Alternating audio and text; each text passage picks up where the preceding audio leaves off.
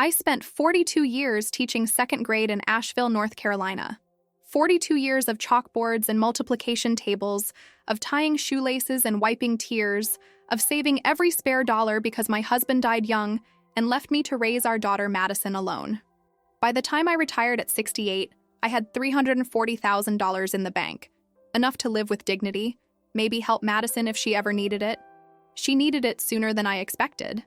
3 years ago, Madison showed up at my door at 35, mascara streaked and broken, fresh from a divorce that left her with nothing but 2 suitcases and a shattered sense of self. I opened my arms, opened my home, opened my bank account. "It's just a loan, Mom," she'd say, smiling that Madison smile that could convince me of anything. "I'll pay you back when I get on my feet." First, it was small things, therapy sessions, a yoga retreat in Tulum to heal her spirit. Then it got bigger. A down payment on a loft in the River Arts District. I need my own space to rebuild. Designer clothes because image matters in business.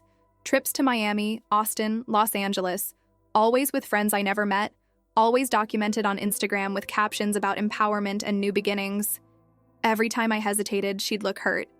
"Don't you want me to be happy, Mom? Don't you trust me?" And what could I say? She was my only child, my entire world. Of course I wanted her happy. $340,000 became $200,000, then $80,000, then $12,000. Last month, my landlord served me with an eviction notice. I couldn't pay rent anymore. I'd sold my car, pawned my mother's wedding ring, eaten nothing but crackers and canned soup for weeks. When the bank called about overdraft fees, I finally understood. I had nothing left. I called Madison, voicemail, I called again. Text, "Busy, Mom, talk later." So I packed what remained of my life into a battered suitcase, my clothes, some photographs, my grandmother's rosary beads, and took the bus across town to the loft I'd bought her. The building was beautiful, all exposed brick and trendy lighting. My money had paid for it. I climbed 3 flights of stairs, my knees screaming, my heart pounding with hope. Surely Madison would help now. Surely she'd see what had happened and take me in just for a little while. I knocked. Music thumped inside. Laughter. The clink of wine glasses. The door swung open, and there she stood. My daughter, my only child, the person I'd given everything to, wearing a black cocktail dress and holding a wine glass, her face glowing with joy I hadn't seen in years. Behind her, the loft sparkled with string lights and beautiful people at what looked like a gallery opening. "Mom?" She blinked, confused, like I was a stranger selling magazines. "What are you doing here?" "Madison, I lost my apartment. I have nowhere to go. I need—" "Jesus, Mom, it's not a good time. I'm hosting an event." "Please, I just need a place to stay. Just temporarily until I figure out—" Her expression shifted from confusion to irritation. "Look, I'm sorry, but I can't do this. I'm finally getting my life together. I have a business to run, clients to impress." She glanced back at her party, impatient. "You need to go to a nursing home or something. There are programs for people in your situation." "My situation?" I could barely speak. "Madison, the money, all of it. I gave you everything." She took a long sip of wine, wouldn't meet my eyes. "That was your choice, Mom. I never forced you. And honestly, you should have been smarter with your money. That's not my fault." Someone inside called her name. She started closing the door. "Madison, please. Go to a nursing home, Mom. I won't support you. I can't." The door clicked shut. The deadbolt slid into place with a sound like a bone breaking. I stood there in that hallway, staring at the brass number 304, my suitcase at my feet, my entire world collapsing into a single moment of understanding. I had given everything to someone who would give me nothing in return. Inside, the music swelled. Laughter erupted. I heard her voice, bright and careless. "Sorry about that. My mother. Total drama." Anyway, where were we? Total drama. I picked up my suitcase and walked down those stairs. Outside, the October air bit through my thin coat. I had $17 in my purse, no phone, no plan, no home. At 74 years old, I was homeless because I'd loved my daughter too much. I walked until my feet blistered, until I found myself outside St. Lawrence Basilica, its doors still open for evening mass. I hadn't prayed in years, not since my husband died, but I walked inside anyway, sank into a back pew, and let the tears finally come. That night, lying on a cot in a downtown shelter surrounded by strangers, I made a decision. This story wouldn't end here. I'd survived my husband's death, survived raising Madison alone, survived 42 years in classrooms that often felt like war zones. I could survive this too. But more than survival, I wanted something else. I wanted Madison to learn the last lesson I had to teach. Not through anger or revenge, but through truth, through consequence, through the kind of love that doesn't enable, but transforms. 3 days later, on Thanksgiving, I saw Madison at the church's homeless meal, not as a volunteer, but as a social media opportunity. She posed for photos with her new boyfriend, took selfies in front of the food tables, never once actually helping anyone, just collecting images to prove she cared. When her eyes finally landed on me, serving food in my donated coat, living the reality she'd created, she grabbed her boyfriend's arm and walked out. She saw me homeless and left. That's when I knew what I had to do. That's when Father Miguel handed me his phone and showed me Madison's Instagram post from that day. Photos of her giving back to the less fortunate, captions about gratitude and service, hundreds of comments calling her an inspiration. "Tell the truth," he said, publicly. "Let people see who their inspiration really is." I stared at that phone, at my daughter's carefully curated lies, and typed a comment that would change everything. A comment that told the whole world exactly what she'd done to me. I hit send. Within hours, Madison's life exploded. Within days, she'd lost followers, lost clients, lost the image she'd built on my money and my sacrifice. And when she called me at midnight, her voice shaking with rage, she said 7 words I'll never forget. "You're dead to me. Don't contact me again." My daughter, the little girl who once promised to take care of me when I got old, had just wished me dead. This is the story of how I lost everything and found the only thing that mattered. This is the story of what happens when love becomes enabling, when sacrifice becomes martyrdom, when the person you die for wishes you would. This is the story of a mother, a daughter, and the hardest lesson either of us ever learned. And it's not over yet. I suppose every life has a before and after. Mine split cleanly down the middle on a Thursday in October, standing in a hallway that smelled of expensive candles and my daughter's perfume, the kind that costs more per ounce than I used to spend on groceries for a week. But I'm getting ahead of myself. Let me start where it really began, back when I still believed in the arithmetic of love, that what you pour into your child will somehow, someday, pour back. My name is Evelyn Rose Hartwell, and I taught 2nd grade at Vance Elementary in Asheville, North Carolina, for 42 years. Room 12, 2nd floor, windows facing the Blue Ridge Mountains. On clear mornings, when the light came through just right, those mountains looked close enough to touch. I used to tell my students they were standing on holy ground, not because of any church, but because learning itself is sacred. "When you know your multiplication tables," I'd say, tapping the chalkboard with my pointer, "you're free. Knowledge is the only thing nobody can take from you." I believed that. God help me, I believed every word. I lived in a small brick house on Merriman Avenue, the kind of neighborhood where people still waved from their porches and knew your name at the corner store. 2 bedrooms, 1 bathroom, a kitchen with yellow Formica counters that I'd wiped down 10,000 times. Thomas and I bought it in 1978 for $42,000, a fortune back then. He worked at the paper mill, came home every night smelling like pine and machinery, kissed my forehead, and asked about my day. We weren't rich, but we were steady. Steady is underrated. Madison was born in 1982, 3 weeks early but healthy, with Thomas's dark hair and my green eyes. I remember holding her in the hospital, counting her fingers, making silent promises. "I'll give you everything I never had. I'll make sure you're safe. I'll love you so much you'll never doubt it." Thomas cried when he held her, big silent tears that slid down his cheeks into his beard. "We made something perfect, Evie," he whispered. She was perfect, bright, curious, quick to laugh. She loved books, especially the ones about princesses and adventures. Every night before bed, I'd read to her, and she'd fall asleep with her hand in mine. On Sundays, we'd go to St. Lawrence for Mass, Madison in her white dress with the lace collar, swinging her legs in the pew. Thomas would mouth the prayers, tone-deaf but earnest. Afterward, we'd get breakfast at the downtown diner, pancakes for Madison, coffee, and toast for us. The waitress, Betty, always slipped Madison an extra strip of bacon. "For the prettiest girl in Asheville," she'd say. Then Thomas died. July 14th, 1989. Heat wave, humidity like a wet blanket. He was 41 years old. Heart attack at the mill, gone before the ambulance arrived. They said he didn't suffer, but I don't know how they could possibly know that. I wasn't there. That's what haunted me most. I wasn't there. Madison was 7, old enough to understand death, too young to understand permanence. At the funeral, she stood beside me in her black dress, the one we'd bought at Belk the day before, marked down because it was last season, and held my hand so tight I lost circulation in my fingers. She didn't cry. Not once. Just stared at the casket with those green eyes, absorbing something I couldn't name. That night she climbed into my bed. "Mama, will you die too?" "Not for a long, long time, baby." "Promise?" "I promise." She curled into me, her breath warm against my neck. "When I grow up, I'll take care of you. Like you take care of me." I kissed her forehead. "Oh, sweetheart. You just worry about being a kid." But she was serious. "No, Mama, I promise. When you're old, I'll take care of you. You won't have to be alone."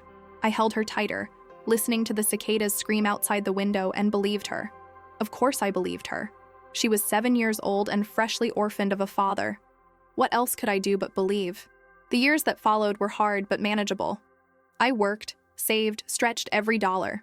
Madison wore hand-me-downs from the neighbors' kids, learned to make do. I taught her frugality not as deprivation, but as wisdom. Turning off lights when you leave a room, fixing things before replacing them, finding joy in simple pleasures. We couldn't afford beach vacations, so we'd pack sandwiches and drive to Lake Julian, spend the day swimming and reading library books under the shade of a pine tree. "Why don't we go to Disney World like Ashley's family?" Madison asked once. She was maybe 10, starting to notice differences. "Because we're saving for your college," I said. "Disney World is fun for a week. College is your whole future." She nodded, seemingly satisfied, but I saw something flicker in her eyes, something I couldn't quite name. Resentment? Longing? At the time, I told myself it was normal. All kids want what they can't have. I put money away religiously. Every paycheck, 10% went straight to savings. When I got small raises, I pretended they didn't exist and saved those too. By the time Madison graduated high school, salutatorian, scholarship to UNC Chapel Hill, I had nearly $90,000 saved. Enough to supplement her scholarship, help with living expenses, make sure she never had to work 3 jobs like I did in college. She thrived at Chapel Hill, joined a sorority, made friends with girls who had names like Bryn and Harper, and spent spring breaks in Hilton Head. Madison would come home for Christmas with shopping bags from stores I'd never heard of, talking about restaurants in Chapel Hill that charged $20 for a salad. "It's networking, Mom," she'd explain when I gently suggested she budget. "These connections will pay off later." I didn't push. I didn't want to be the bitter, penny-pinching mother who couldn't celebrate her daughter's success. And she was successful. Dean's List every semester, internships with marketing firms, a confidence that seemed to grow with every passing year. She was becoming someone I barely recognized, someone polished and sophisticated and utterly foreign to the world of Merriman Avenue. She graduated in 2004 with a degree in communications and immediately moved to Charlotte, 2 hours east, for a job with a branding agency. "It's entry-level, but the growth potential is huge," she said, hugging me in the driveway before she left. Her car, a used BMW she'd bought with money from her graduation gifts, was packed to the roof with clothes, shoes, electronics I didn't understand. "I'll visit all the time, Mom. I promise." She didn't visit all the time. Maybe every other month at first, then every few months, then holidays only. But we talked on the phone, and she seemed happy. That was enough. I kept working, kept saving. By the time I turned 60, I had over $200,000 in my retirement account.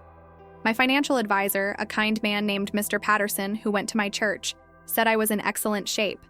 "You could retire comfortably tomorrow if you wanted, Evelyn." But I didn't want to retire, not yet. Teaching gave me purpose, kept me sharp. My students still needed me. And honestly, what would I do with myself? Sit alone in that brick house counting the years until I needed Madison to keep her childhood promise? I worked until I was 68. By then, my knees ached from standing all day, my eyes strained from grading papers under dim lights, and the new curriculum, all computers and tablets, made me feel like a dinosaur. At my retirement party, the principal gave me a plaque and a gift card to Olive Garden. The teachers I'd mentored gave speeches about my dedication. A few of my former students, now adults with children of their own, showed up to thank me. I cried through the whole thing. Madison couldn't make it. I'm so sorry, Mom. Huge client presentation. But I'm so proud of you. Let's celebrate when things calm down, okay? I went home alone, hung the plaque on the wall next to Madison's college diploma, and felt the silence of the house settle over me like snow. My retirement savings had grown to $340,000. Social Security would give me about $1,400 a month. Mr. Patterson ran the numbers. If I stayed in my house, budgeted carefully, avoided major medical expenses, I could live comfortably until 90, maybe beyond. You did everything right, Evelyn, he said, shaking my hand. You should be proud. I was proud, and I was lonely. But loneliness is manageable when you have security, purpose, routine. I volunteered at the library, tutored struggling students, tended my small garden. I called Madison every Sunday after church, listened to stories about her life in Charlotte, the restaurants, the parties, the trips to Charleston and Savannah. She'd married a lawyer named Brent, a man I'd met exactly twice, both times at expensive restaurants where I felt underdressed and out of place. He seemed fine, handsome, successful, a firm handshake, but there was something cold about his smile. He treats you well? I asked Madison once. Of course, Mom, he's amazing. We're so happy. So I smiled and nodded and sent them a generous check for their wedding, $15,000 more than I should have spent, but it was my only daughter. Mr. Patterson winced when I told him, That's a significant chunk of your savings, Evelyn. She's worth it, I said. The call came on a Tuesday evening in March, 3 years ago. I was making chicken soup, the kind Thomas used to love, with egg noodles and carrots from the farmer's market, when my phone rang. Madison's name lit up the screen. Mom. Her voice was shaking, thick with tears. Can I come home? My heart dropped. What's wrong? Are you hurt? Brent. I found... She broke down, sobbing so hard I could barely understand her. I need to come home, Mom. Please, can I come home? Of course, baby, of course. When? Tonight. I'm already driving. She arrived just after midnight, her BMW packed with suitcases and boxes, her eyes swollen and red. I held her on the front porch while she cried, her whole body shaking. He cheated, Mom, for months, maybe longer, with his paralegal. I found texts, photos. She couldn't finish. I led her inside, made her tea, sat with her in the living room while she told me everything. The lies, the gaslighting, the way he'd made her feel crazy for suspecting. She'd filed for divorce, left everything. The house, the furniture, most of her clothes. I just ran, she whispered. I couldn't stay there another second. You're safe now, I told her, stroking her hair like I used to when she was small. You're home. We'll figure this out together. She stayed in her old bedroom, the one I'd kept exactly as she'd left it, with her high school trophies on the shelf and her prom photos on the wall. For the first few weeks, she barely left it. I brought her meals on trays, sat with her in the dark, let her cry. I called in sick to my volunteer shifts, canceled my tutoring appointments. Nothing mattered except being there for my daughter. Slowly, she started to emerge. First to the kitchen, then to the porch, then to short walks around the neighborhood. I feel like such a failure, she said one evening, watching the sunset from the porch swing. You're not a failure. You're a survivor. I wasted 5 years on him, Mom, 5 years. You didn't waste anything. You learned. You grew. And now you get to start over. She looked at me, tears glistening. How did you do it? After Dad died? How did you keep going? I took her hand. One day at a time, one foot in front of the other. And faith. Faith that God had a plan, even when I couldn't see it. She squeezed my hand. I don't know what I'd do without you. You'll never have to find out, sweetheart. I'm right here. And I was right there when she needed money for a therapist. $150 a session, not covered by her insurance. I was right there when her car broke down and needed $2,000 in. I was right there when she said she needed to get away, clear her head, and booked a 10-day yoga retreat in Tulum, Mexico. $4,500, including airfare. Are you sure, Mom? It's a lot. You need to heal. That's what matters. She hugged me tight. I'll pay you back, I promise, as soon as I get back on my feet. I believed her. Why wouldn't I? She'd always been responsible, always kept her promises. This was just a rough patch. She'd recover, get a new job, rebuild her life, and I'd be there to help her, the way she'd promised to help me when I was old. The Tulum trip was in April. In May, she needed money for a life coach, someone who could help her rediscover her purpose. $3,000 for a 3-month program. In June, it was Botox and fillers. I need to feel confident again, Mom. Self-care isn't selfish. $200. In July, a new wardrobe for job interviews. First impressions matter in marketing.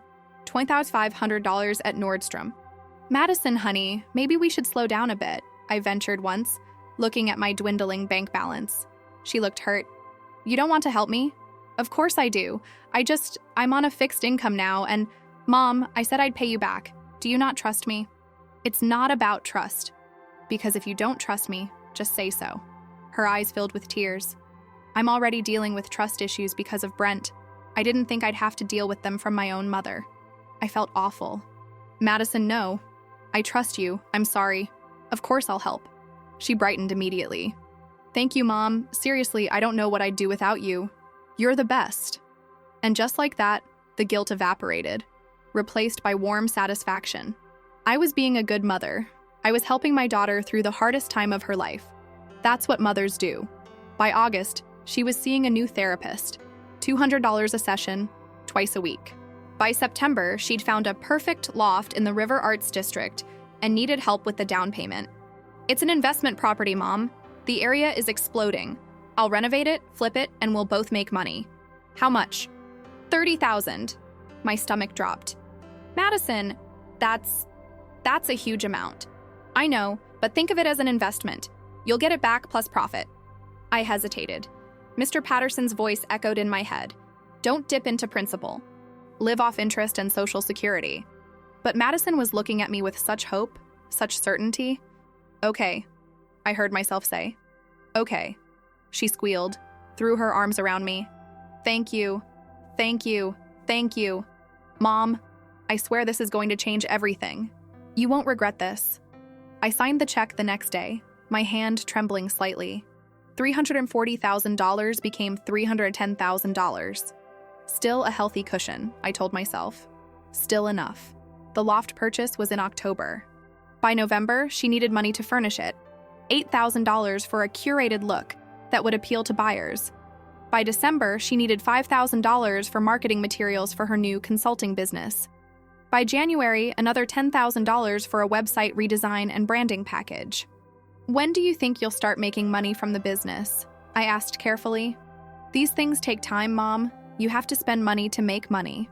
By February, my savings had dropped to $200,000. I started having trouble sleeping. I'd lie awake at night doing mental math, watching the numbers fall. But Madison seemed happier, more confident. She'd moved into the loft, posted photos on Facebook of her new beginning, exposed brick walls, Edison bulb lights, a kitchen with marble counters. Friends left comments. Gorgeous. Living your best life. So proud of you. I left a comment too. Beautiful, sweetheart. So happy for you. With a heart emoji, I had to ask my neighbor's teenage daughter to teach me how to add. In March, she called with exciting news. Mom, I'm going to Miami for a women's entrepreneurship conference. It's a huge networking opportunity, but the ticket is $2,000, plus hotel and flights. How much total? Maybe $5,000? $6,000? But Mom, this could launch my whole business. I'll meet investors, potential clients. I wrote the check. $200,000 became $194,000. The Miami trip was in April. In May, she went to Austin for a creative retreat. In June, to Los Angeles for industry connections. Each trip cost between $4,000 and $7,000. Each time, she came back with stories about amazing people she'd met, opportunities that were just about to break through. Each time, I felt a little more anxious but said nothing. What kind of mother puts a price tag on her daughter's dreams? By July, I had $120,000 left. By August, $80,000. My hands shook when I checked my bank balance. I started skipping my own doctor's appointments. The co-pays were $50 each, and I couldn't afford them. I ate less, stretched meals further. I stopped buying new clothes, stopped going to the diner for breakfast after church. Betty noticed. You losing weight, Evelyn? You feeling okay? Just watching my figure, I joked, but my jeans hung loose on my hips. I called Madison less frequently. Not because I didn't want to talk to her, but because every conversation seemed to lead to another request. Mom, I'm launching an online course, but I need to hire a videographer. Mom, my car needs new tires. Mom, I'm thinking of getting certified in mindfulness coaching. Each time I'd feel my chest tighten, but I'd say yes, because saying no felt like abandoning her. And I'd promised to Thomas, to 7-year-old Madison, to myself, that I'd always be there. By October, last year, exactly 1 year ago, I had $12,000 left. $12,000 from $340,000. I sat at my kitchen table with my bank statements spread out like accusatory letters, and I tried to understand how this had happened. Where had it all gone? I added up the numbers. Tulum, therapy, Botox, the loft, furniture, the trips, the courses, the coaches, the clothes, the car repairs, the business expenses. It was all there. Every penny accounted for. Every penny gone. I called Mr. Patterson. My voice shook as I explained the situation. There was a long silence on the other end. "Evelyn," he said finally, his voice gentle but firm, "you need to stop. Immediately. You're in crisis. But she's my daughter, and she's an adult. She needs to support herself. You've given her more than most parents could dream of giving. But if you keep this up, you'll have nothing. Do you understand? Nothing. You'll lose your house, your security, everything." "She'll pay me back," I said, but even I didn't believe it anymore. Has she paid back anything? Even $1? I was silent. "Evelyn, listen to me. You need to have a very serious conversation with Madison. Set boundaries. Protect yourself." I hung up, shaking. I knew he was right. But how do you tell your child, your only child, the person you love most in the world, that you can't help them anymore? How do you become the mother who says no? I decided to do it in person. I called Madison, asked if I could come visit. "Just for an hour or so. I need to talk to you about something." "Mom, I'm super busy this week. Can it wait? It's important." She sighed. "Fine. Tomorrow evening? But I can't do long. I have plans." "Tomorrow evening is perfect, sweetheart." I hung up and immediately felt sick. I spent the whole next day rehearsing what I'd say. "Madison, I love you, but I can't keep giving you money. I don't have any left. I need to take care of myself now." It sounded so harsh, so selfish, but it was true. That evening, I took the bus across town. I'd sold my Buick 3 months earlier to cover my property taxes. I climbed the 3 flights of stairs to her loft, my knees aching, my heart pounding. I could hear music inside, laughter. I knocked. The door swung open. Madison stood there in a black cocktail dress I'd never seen before, hair and makeup perfect, wine glass in hand. Behind her, the loft sparkled with string lights and beautiful people. A gallery opening, I'd later learn. For a local artist Madison was promoting. "Mom?" She blinked, surprised. "What are you doing here? You said I could visit tonight. You said..." "Oh God, I completely forgot. Mom, I'm so sorry, but this is really bad timing. I'm hosting an event. I just need a few minutes. It's important." She glanced back at her guests, then stepped into the hallway, pulling the door half closed. "Okay, but make it quick. What's going on?" I opened my mouth to say what I'd rehearsed, but what came out was, "Madison, I lost my apartment." Her eyebrows rose. "What? I couldn't pay the rent? I'm being evicted? I have nowhere..." "Wait, what? How is that possible?" "The money. It's gone. All of it. I don't have anything left." She stared at me, and for a moment I saw something flicker across her face. Guilt? Fear? But it disappeared quickly, replaced by confusion. "But you had tons saved. You told me you were fine." I was. "But Madison, over the past 3 years, I've given you nearly everything. The loft, the trips, the business expenses." "Hold on." She held up a hand. "Are you seriously blaming me for your financial problems?" "I'm not blaming you. I'm just trying to explain..." "No, that's exactly what you're doing. You're making me feel guilty because you made bad choices with your money." My throat tightened. "Madison, you said you'd pay me back." "I said I'd try. I never guaranteed anything. And honestly, Mom, you should have been smarter. You're an adult. You should have said no if you couldn't afford it." The words hit me like a slap. I was trying to help you. And I appreciate that. I really do. But that doesn't mean you get to show up and guilt trip me when things don't work out for you. Inside the loft, someone called her name. She glanced back, impatient. "Look, I really need to get back. We can talk about this later, okay? Madison, please. I just need a place to stay. Just temporarily until I figure..." "Mom, no, I can't. I'm finally getting my life together. I have a business to run, clients to impress. You need to go to a nursing home or something. There are programs for people in your situation." "My situation?" I could barely speak. "Yes, senior housing, assisted living, whatever. but I can't support you, Mom. I won't. I have my own life now. She started to close the door. I reached out, desperate. Madison, goodbye, Mom. The door clicked shut. The deadbolt slid into place.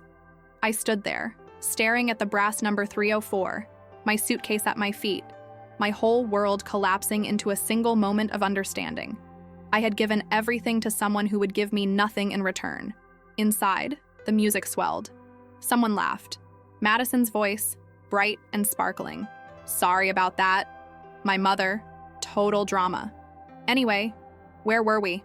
I picked up my suitcase and walked down those 3 flights of stairs. Each step felt like walking through water. Outside, the October air was sharp and cold. I had $17 in my purse. No phone. I'd canceled the service 2 months ago to save money. No plan, no home. Asheville spread out before me, the city I'd loved my entire life. And suddenly it felt like a foreign country. The streetlights flickered on. People passed me on the sidewalk, wrapped in warm coats, heading to restaurants and theaters and homes. Nobody looked at me. Why would they? I was just an old woman with a battered suitcase. Invisible.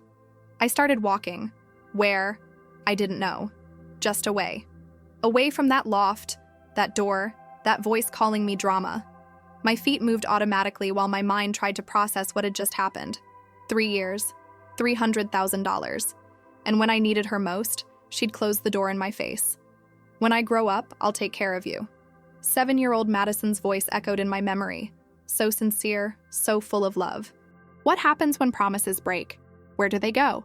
Do they just dissolve into air? Or do they leave scars?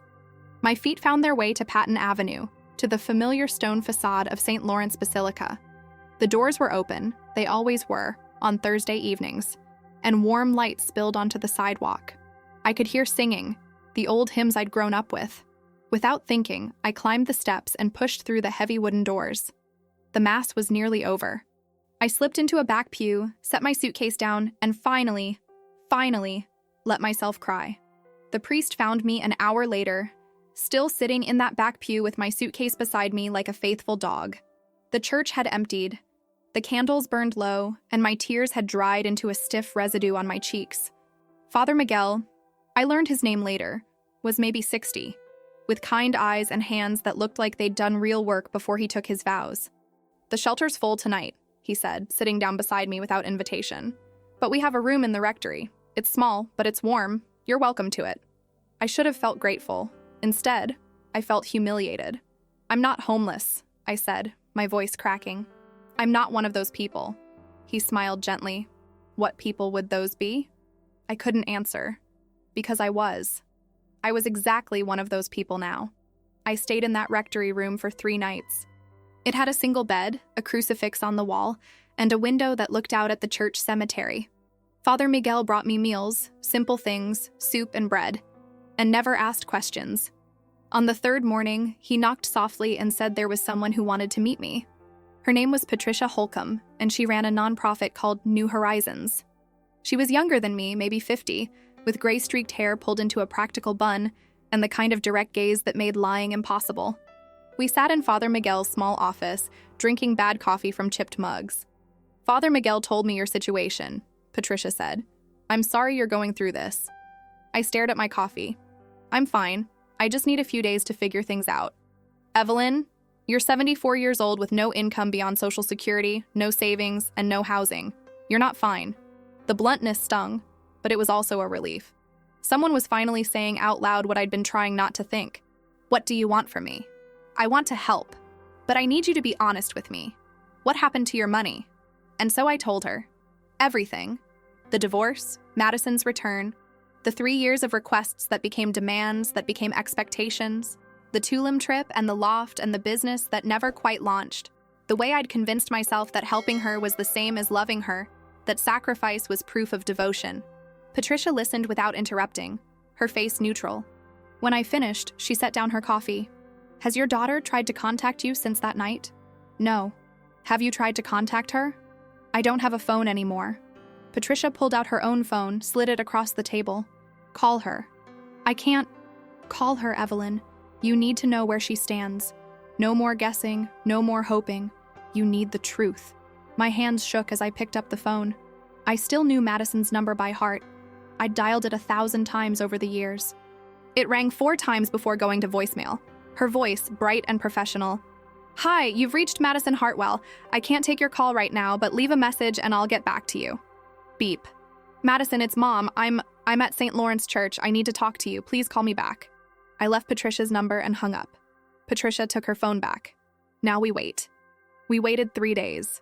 Patricia let me stay in a transitional housing facility New Horizons ran, a converted motel on the south side of town, where women in crisis could stay for up to 90 days while they got back on their feet. I had a room with a kitchenette, a bathroom with rust stains in the tub, and a view of a parking lot where men loitered at night, smoking and talking in low voices that made me lock my door twice. My roommates, if you could call them that, were a collection of America's Invisible. Shanice, 32, fleeing an abusive husband with her 2 kids. Carmen, 19, kicked out by her parents for being pregnant. Linda, 68, whose medical bills had bankrupted her. We shared a common room with a TV that only got 3 channels and a kitchen where we took turns cooking with donated food from the food bank. "First time?" Linda asked me on my second night, watching me try to figure out the ancient microwave. "Is it that obvious?" She laughed, a sound like gravel. "Honey, you still got hope in your eyes. Give it a few weeks." But I didn't have hope. I had something colder and harder. Determination. Patricia had connected me with legal aid, and a young lawyer named Rebecca Soto had agreed to look at my case. "It's tricky," she said when we met in her cramped office. "You gave the money voluntarily. There was no contract, no documentation of it being a loan. Legally, it's considered a gift. But she promised to pay me back. Verbal promises are nearly impossible to enforce. Do you have any texts, emails, written communication where she acknowledges owing you money?" I thought back through 3 years of conversations. She'd say things like, "I'll pay you back," when she asked for money. But I don't have the texts anymore. I lost my phone. Rebecca sighed. "Without documentation, you don't have a case. I'm sorry." So she just gets to keep everything? $300,000? Legally? Yes. Morally? That's a different question. I left her office feeling hollowed out. The law, I was learning, cared nothing for broken promises or betrayed trust. Justice and the legal system were not the same thing. Madison finally called on the 6th day. I was in the common room helping Shanice's kids with their homework. Old habits die hard. When Patricia's phone rang, Madison's name on the screen made my heart lurch. "Hello? Mom." Her voice was clipped, annoyed. "What's going on? Why are you calling from random numbers?" "I told you, I'm at St. Lawrence. I've been staying at a shelter." A pause. "A shelter?" "Jesus, Mom, why are you being so dramatic?" The word again. Drama. As if my homelessness was a performance. "Madison, I need help. I have nowhere to go. You have Social Security. Get an apartment. I can't afford first and last month's rent. I don't have any money. That's not my fault." Something in me snapped.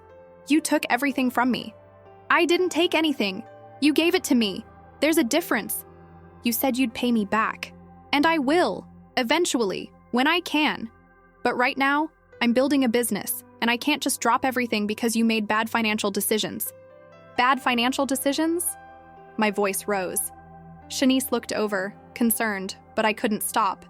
"I spent my entire life savings on you, on your healing, your dreams, your new beginning, and now I'm homeless and you're living in a loft I bought.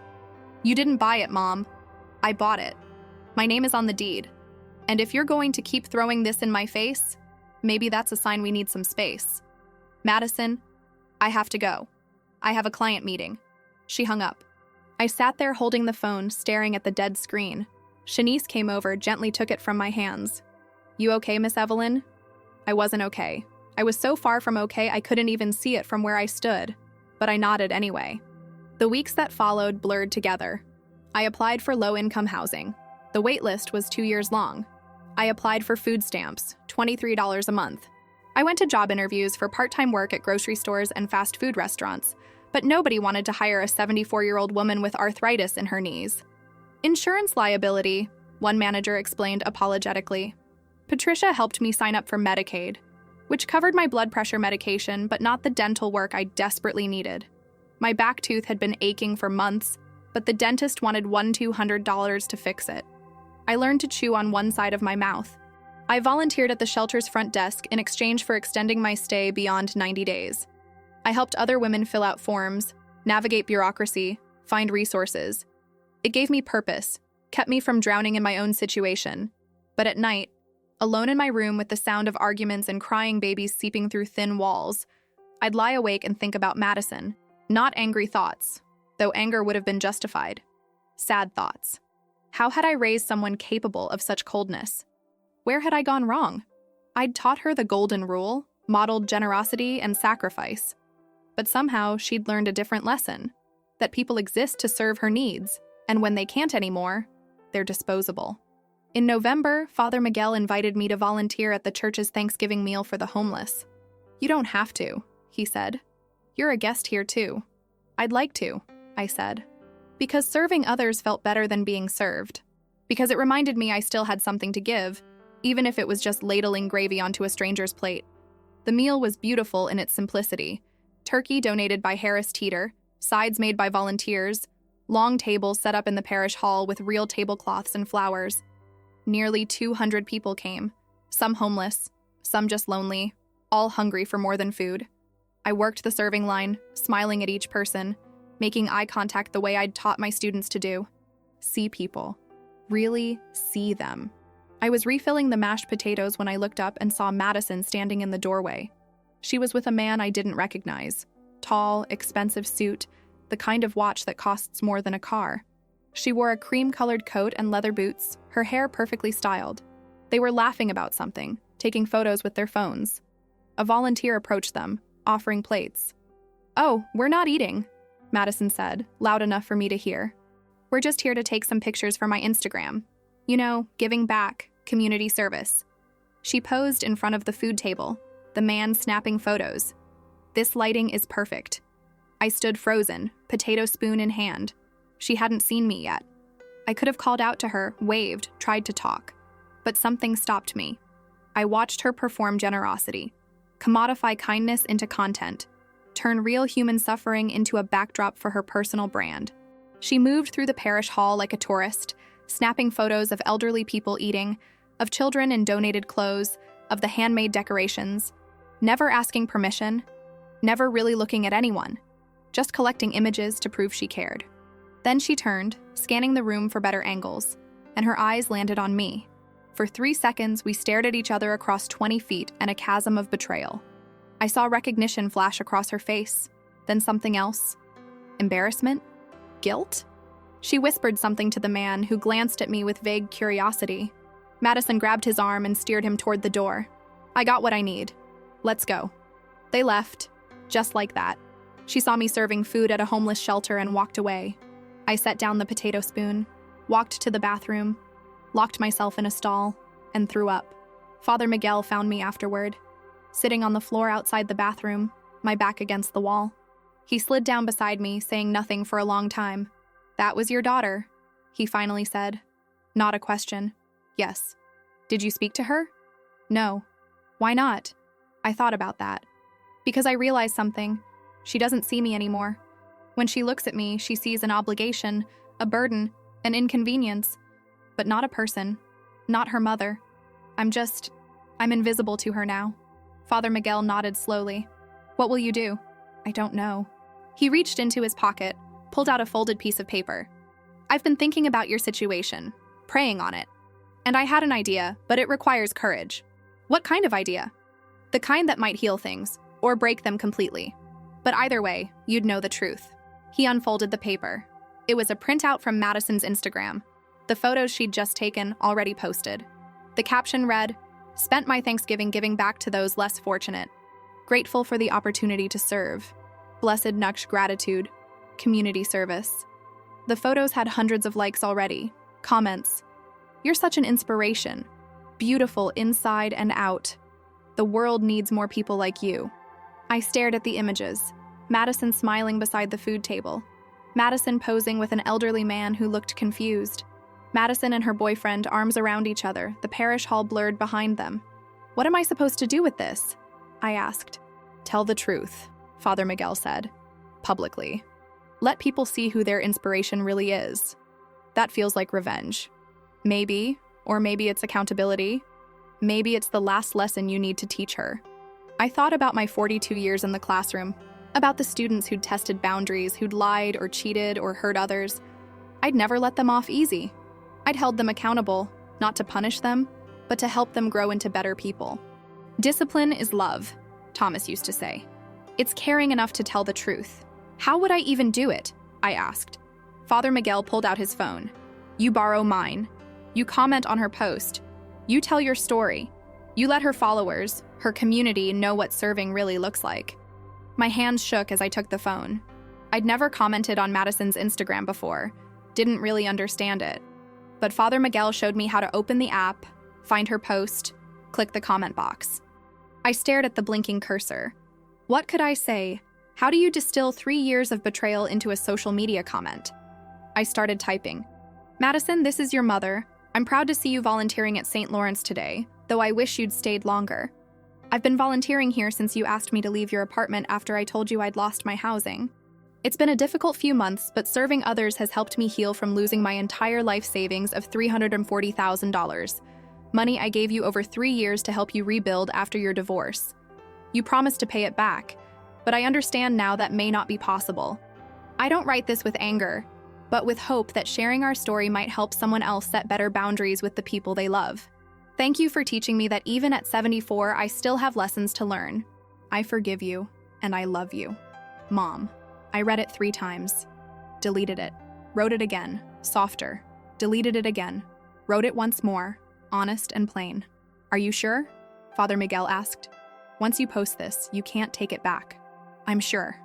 I hit send. The comment posted. My words right there under her carefully filtered photo. Father Miguel took his phone back. Now what? Now we wait. The response was instant and volcanic. Within an hour, Madison's post had 2,000 new comments. Within 3 hours, 5,000. Her followers, strangers to me, people who'd never met either of us, dissected our lives with the confidence of judges. This is disgusting. She used her own mother.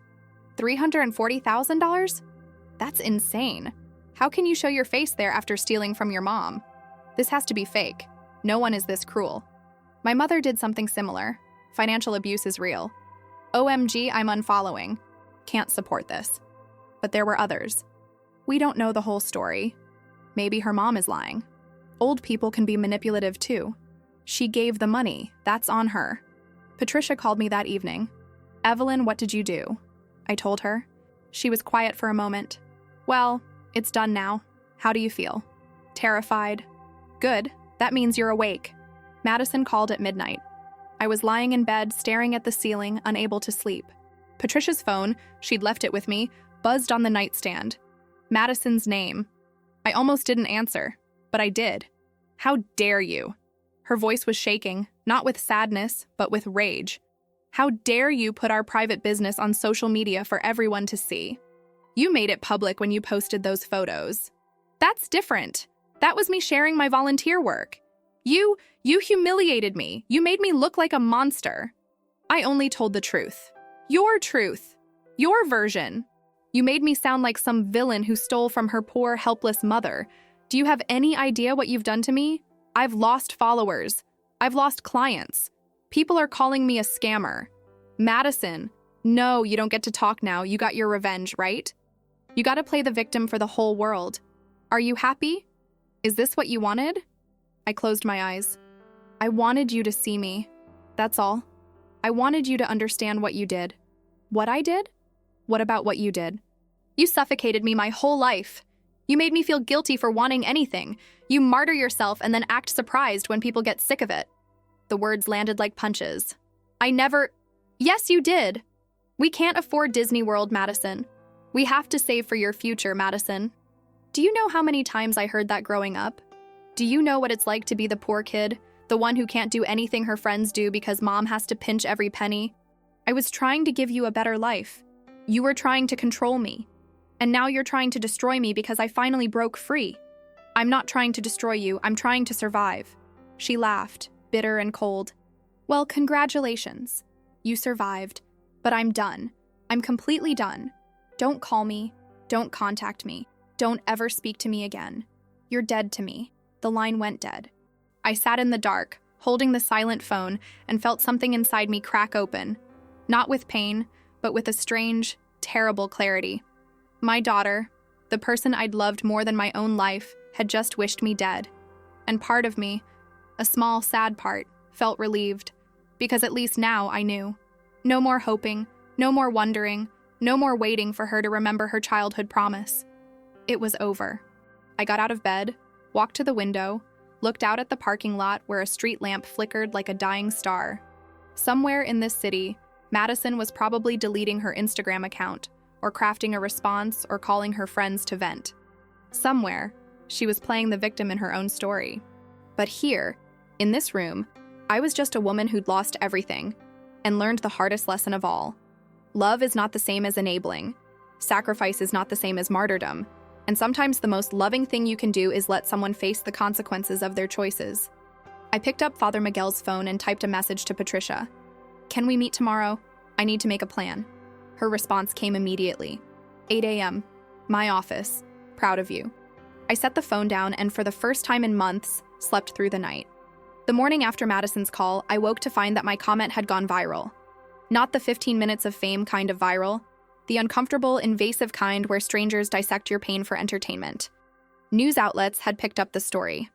Daughter accused of draining elderly mother's life savings. Talk shows wanted me as a guest. A producer from Dr. Phil's show called Patricia's office. "Do you want to do any of these?" Patricia asked, sliding a list of interview requests across her desk.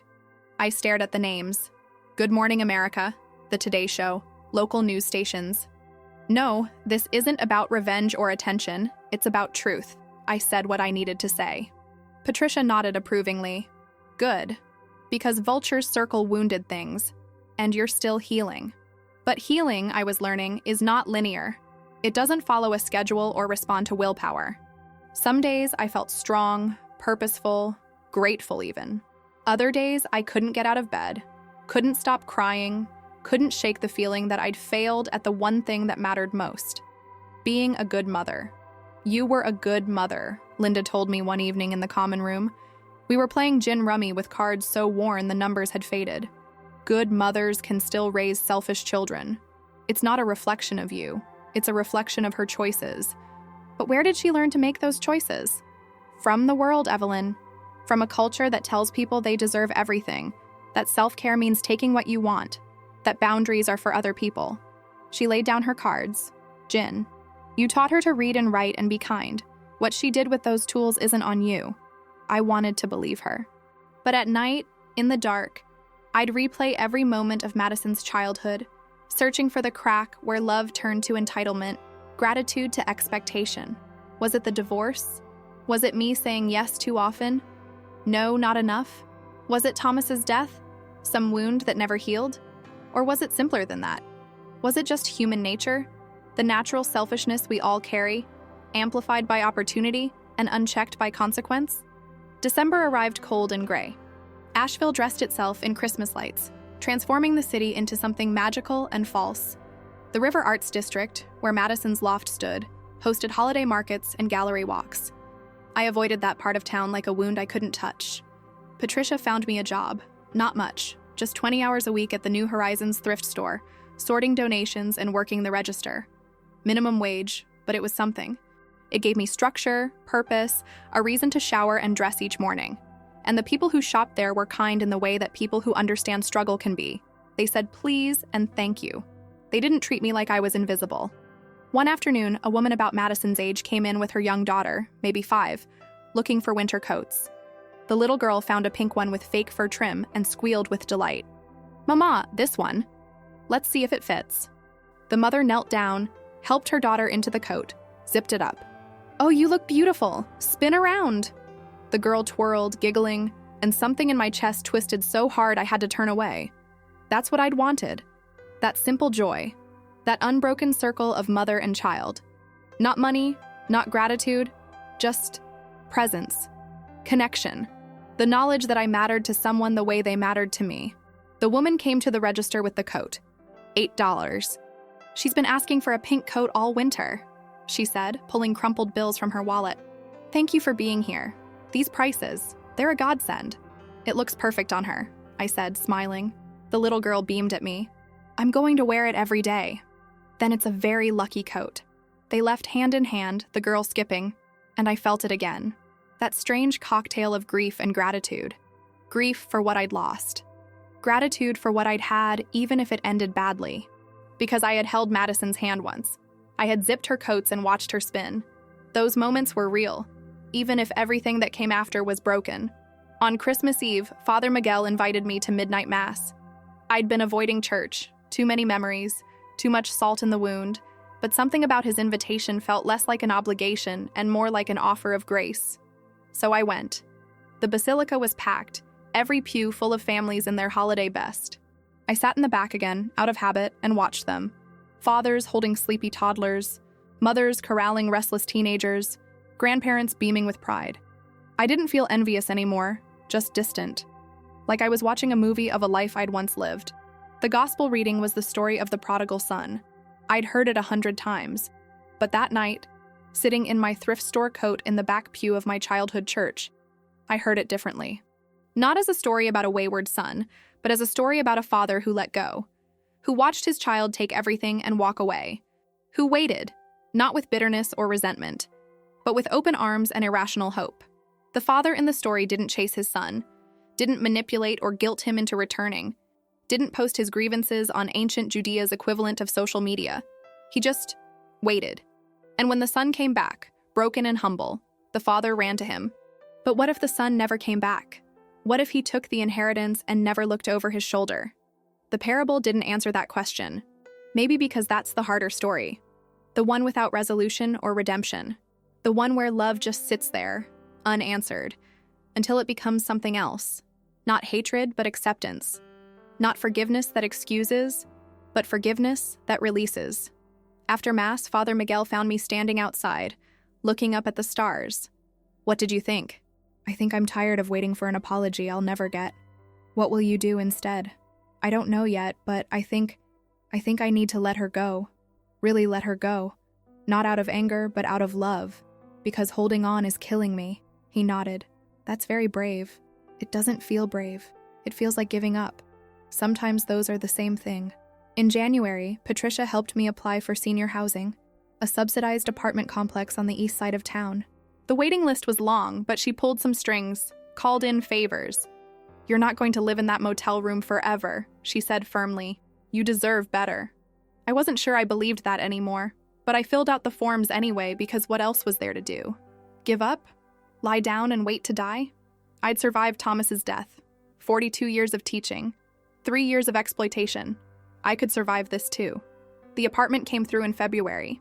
1 bedroom, 1 bathroom, a kitchenette with a 2-burner stove and a refrigerator that hummed like a sick animal. But it had windows that let in light, a lock on the door that was mine, and a small balcony overlooking a parking lot where I could sit in the evening and watch the sun set behind the mountains. I had almost no furniture, just what New Horizons could spare. A donated couch with sagging cushions, a card table and 2 folding chairs, a bed frame from Goodwill, and a mattress the church bought for me. But it was mine. After months of sleeping in shelters and borrowed rooms, having my own space felt like a miracle. Linda helped me move in, along with Shanice and her kids. They brought cleaning supplies, a few dishes, a potted plant for the balcony. Every home needs something green, Linda said, setting it on the railing. Something alive. We ordered pizza, my treat, my first splurge with my thrift store paychecks, and sat on the floor eating from paper plates. Shanice's daughter, Emma, drew me a picture. A stick figure woman standing in front of a house under a smiling sun. That's you, she said. Happy. I taped it to my refrigerator, the only decoration I had, and felt something in my chest loosen. Maybe I could be happy. Not the big, uncomplicated happiness I'd known before, but something quieter, something earned. In March, a letter arrived. No return address, but I recognized Madison's handwriting immediately. My hands shook as I opened it. Mom, I don't even know why I'm writing this. Part of me wants to tear this up and pretend you don't exist, like you're trying to pretend I don't exist. But my therapist, yes, I'm back in therapy, not that you care, says I need to express my feelings, so here goes. What you did was unforgivable. You humiliated me publicly, destroyed relationships I'd spent years building, and painted me as some kind of monster when you know that's not true. I never forced you to give me money. You offered. Every single time. And now you're acting like I manipulated you? That's gaslighting, Mom. That's emotional abuse. I'm not saying I handled everything perfectly. Maybe I should have been more aware of your financial situation. Maybe I should have insisted on paying you back sooner. But I was going through hell. I was rebuilding my entire life from scratch, and you were supposed to support me. That's what mothers do. The truth is, you've always made me feel guilty for wanting anything. For wanting a life beyond Asheville, beyond your little house with its yellow counters and secondhand furniture. You acted like ambition was a sin, like wanting nice things made me shallow. Well, I'm sorry I didn't want to live like you, scraping by, sacrificing everything, being a martyr. I don't know what you want from me now. An apology? Money? I can't give you either. I'm barely keeping my business afloat after what you did. So I guess this is goodbye. You wanted to teach me a lesson? Congratulations. You taught me that even your own mother will turn on you if you don't live up to her expectations. Don't contact me again. Madison. I read the letter 3 times, searching for anything. A crack of vulnerability, a hint of understanding, a single acknowledgement of her role in my suffering. There was nothing, just anger and justification, and a worldview where she was always the victim. I folded the letter carefully, put it back in the envelope, and placed it in a shoebox in my closet, along with old photos and Madison's childhood drawings. Then I sat on my balcony with a cup of tea and watched the sunset. I didn't cry. I didn't rage. I just sat there, letting the weight of it settle.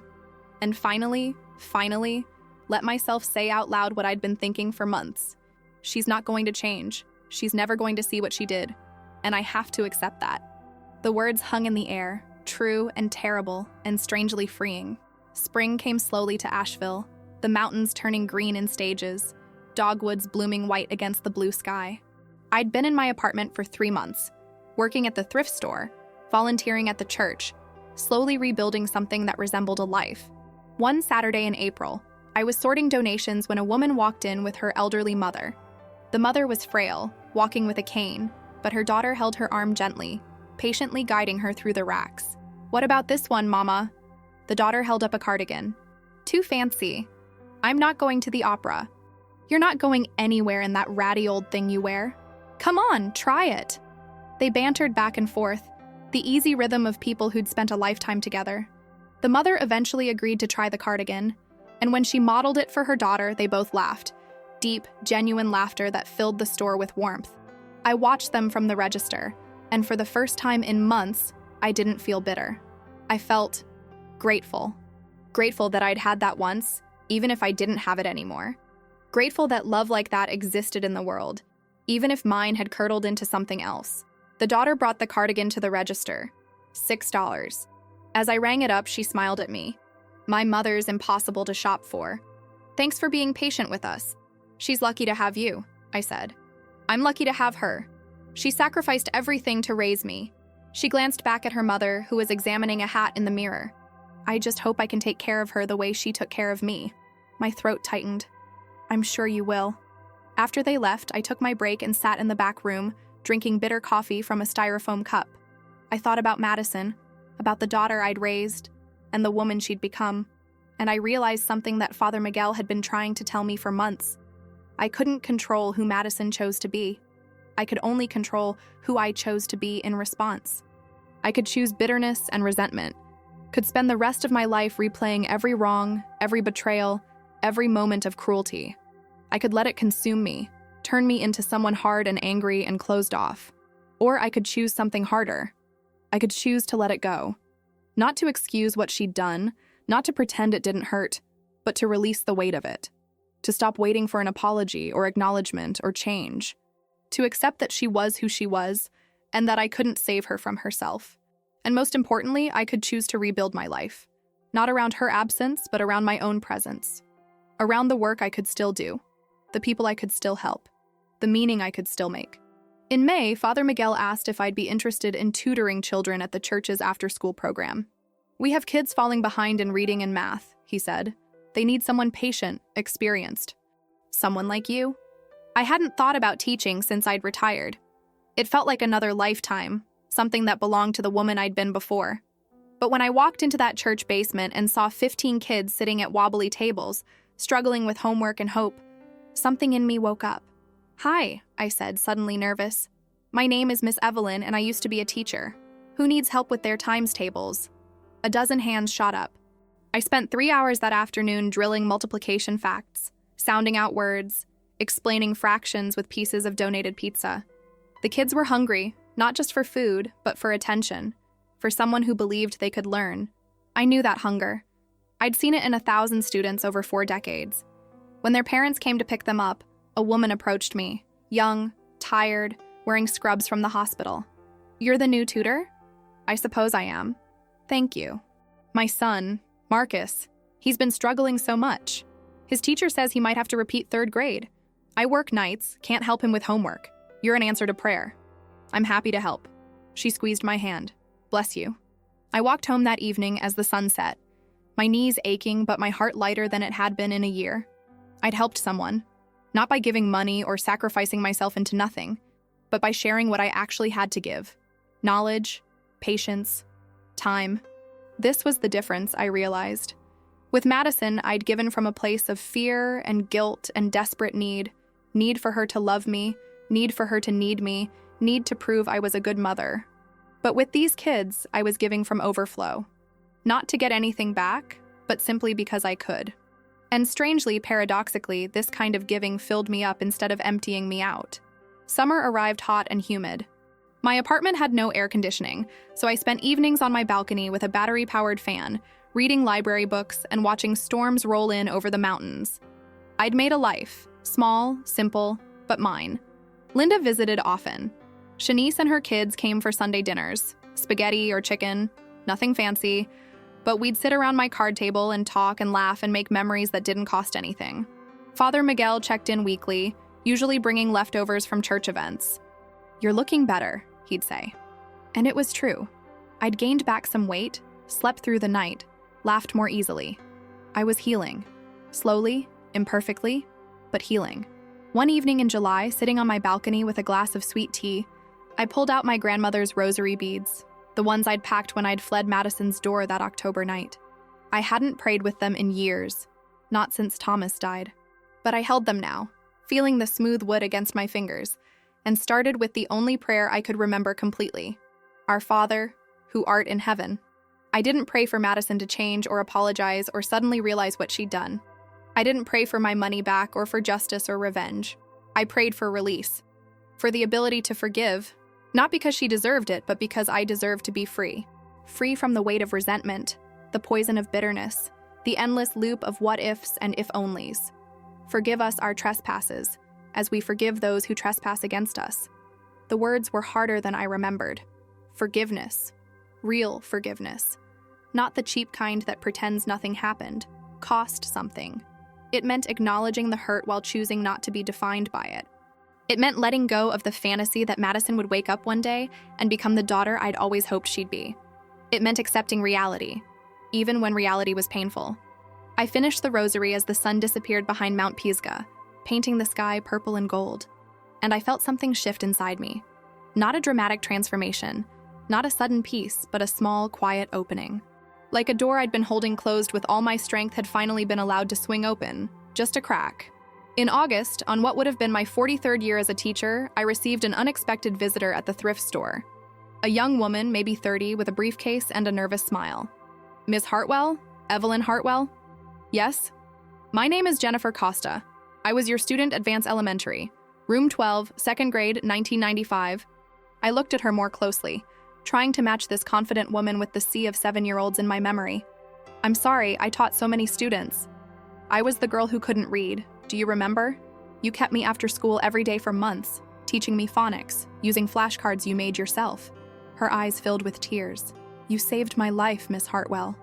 I'm a lawyer now. I work for legal aid. And I saw the news stories about you last year." My stomach tightened. "Oh." I wanted to help, but I didn't know how to reach you. And then I saw you here, and I thought... She opened her briefcase, pulled out an envelope. "This isn't much, but it's something." Inside the envelope was a check for $5,000. I stared at it, unable to speak. "It's not charity," she said quickly. "It's gratitude. You gave me something priceless when you taught me to read. You changed the entire trajectory of my life. It's just me saying thank you." I tried to hand it back. I can't accept this. Please, please let me do this. You don't know how many times I've thought about you over the years, wanted to find you and tell you what you meant to me. And when I read what happened, she wiped her eyes. You deserved better. You deserve better. Please take it. I looked at her, this woman I'd taught to read when she was 7, who'd grown up to help people who couldn't help themselves, and felt something break open in my chest. Not pain this time. Wonder. Thank you, I whispered. She hugged me, tight and fierce. No, thank you. After she left, I sat in the back room with the check in my hands and cried. Not from sadness or relief or even gratitude, though I felt all those things. I cried because I suddenly understood something I'd missed for months. Madison's betrayal hadn't erased my worth. Her cruelty didn't cancel out my 42 years of service. Her selfishness didn't invalidate my generosity. I had poured my life into hundreds of students, and many of them, most of them, had grown up to be good people.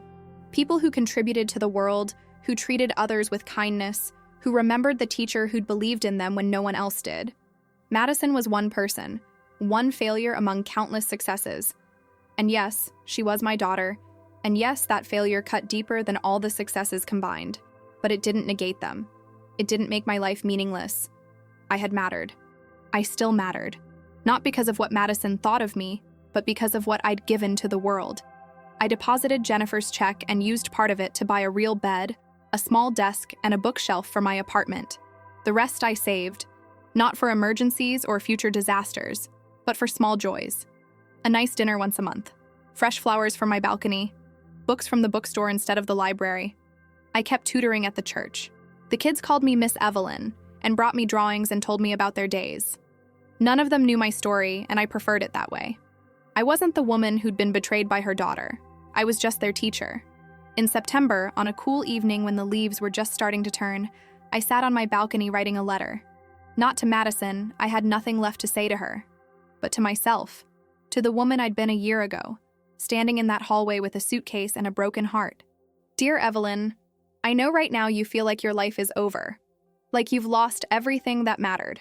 And in some ways, you have.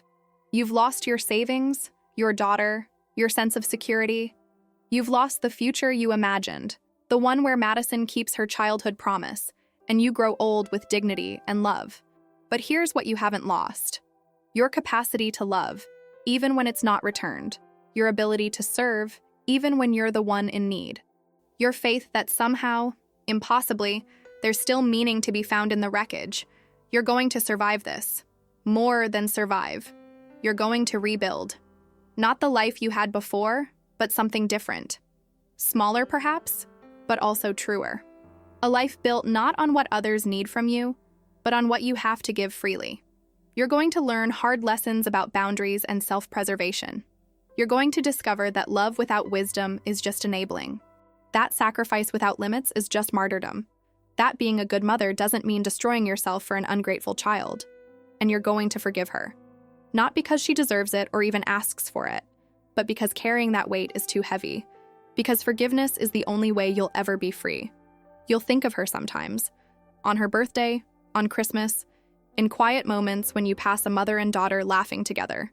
It will hurt. Maybe it will always hurt. But the hurt will become bearable. It will become just one thread in the tapestry of your life, instead of the whole fabric. You'll find joy again. Small joys. A child finally reading a difficult word. A sunset over familiar mountains. A friend's hand in yours. These joys won't erase the pain, but they'll exist alongside it. Proof that life contains more than loss. You'll become someone new. Not the woman who gave everything away, but not the bitter woman you feared you'd become either. Someone wiser, more cautious, but still tender. Still capable of love. Still willing to hope. You'll survive. I promise you'll survive. And one day, sitting on a balcony in a small apartment you earned yourself, with a potted plant beside you and children's drawings on your refrigerator, you'll realize something extraordinary. You're happy. Not the uncomplicated happiness of before, but something deeper. The happiness of someone who's walked through fire and come out still standing. That's where I am now. That's where you're headed. Trust the journey. With love, Evelyn. I folded the letter and tucked it into the shoebox with Madison's letter and the old photographs. Then I went inside, made myself dinner, nothing fancy, just soup and bread, and ate it at my small table while reading a library book. Outside, the sun set behind the mountains, painting the sky with colors that had no names. My phone, a cheap prepaid one Patricia had helped me buy, sat silent on the counter. Madison hadn't called. She wouldn't call. And I was okay with that. Because I'd learned the last lesson, the hardest one. Sometimes love means letting go. Sometimes the most generous thing you can give someone is the freedom to walk away. And sometimes, when someone shows you who they really are, the most loving thing you can do for yourself is believe them. I'd given Madison 43 years of my life and $340,000. She'd taken it and given me nothing in return but heartbreak and the cold shoulder. But she hadn't taken everything. She couldn't take my worth, my capacity for joy, my ability to make meaning from suffering. Those things were mine, always had been mine, and would be mine until the day I died. I finished my soup, washed my bowl, and stepped out onto my balcony one more time. The evening air was cool and sweet, carrying the smell of rain and earth. In the distance, I could hear children laughing, playing in the courtyard below. Life, continuing, moving forward, refusing to stop just because my heart had broken. I stood there as the stars emerged one by one and felt something I hadn't felt in a long time. Gratitude. Not for what I'd lost, but for what I'd gained. Wisdom, resilience, a clear-eyed understanding of what really matters. I'd lost a daughter, but found myself. And in the end, that would have to be enough. Epilogue. 2 years later, I'm still in my apartment, still tutoring at the church, still working at the thrift store. I'm 76 now, my knees creak more than they used to, and I've stopped coloring the gray in my hair. But I'm here. I'm alive. And most days, I'm okay. Madison never called. I heard through mutual acquaintances that she moved to Denver, started over with a new business, a new life. I don't follow her on social media. I don't search for news about her. That door is closed and I've made my peace with it. But the other day, something happened. I was leaving the church after tutoring when a young mother approached me. She had a little girl with her, maybe 8, with Madison's dark hair and my green eyes. "Miss Evelyn, I'm Sarah. This is Emma. She's been struggling with reading, and Father Miguel said you might be able to help." I looked at the little girl, shy, uncertain, clutching her mother's hand, and felt time fold in on itself. I saw Madison at that age, saw myself, saw every student I'd ever taught. I saw the chance to do it right this time, to give without expecting anything back, to pour into someone who would take what I offered and hopefully use it to build something good. "I'd love to help," I said, smiling at Emma. "Do you like stories?" She nodded. "Good, because I have a lot of them to share." And as we walked back into the church together, I felt it. The thing I'd been searching for through all the loss and betrayal and rebuilding. Purpose. Not the desperate, self-erasing kind that had defined my relationship with Madison, but the quiet, sustainable kind that comes from knowing who you are and what you have to give. I'd spent my whole life teaching lessons. I'd taught second graders their ABCs and multiplication tables. I'd taught Madison, or tried to teach her, about love and sacrifice and keeping promises. But the last lesson, the hardest lesson, was the one I'd had to learn myself. That you can't make someone love you the way you love them. You can't force gratitude or manufacture loyalty. All you can do is give what you can, set boundaries, and accept that people will make their own choices. And when those choices break your heart, you survive. You rebuild. You keep loving, but differently. With wisdom instead of blind devotion. With boundaries instead of boundless sacrifice. With your eyes wide open to reality. That's the last lesson. And it took losing everything to learn it. But I learned it. And I'm still here. And that, in the end, is enough. The end. My daughter spent all my savings and left me with nothing to pay for her trips and luxuries, leaving me with nothing. The day I asked for a plate of food, she kicked me out saying, "Go to a nursing home, I won't support you."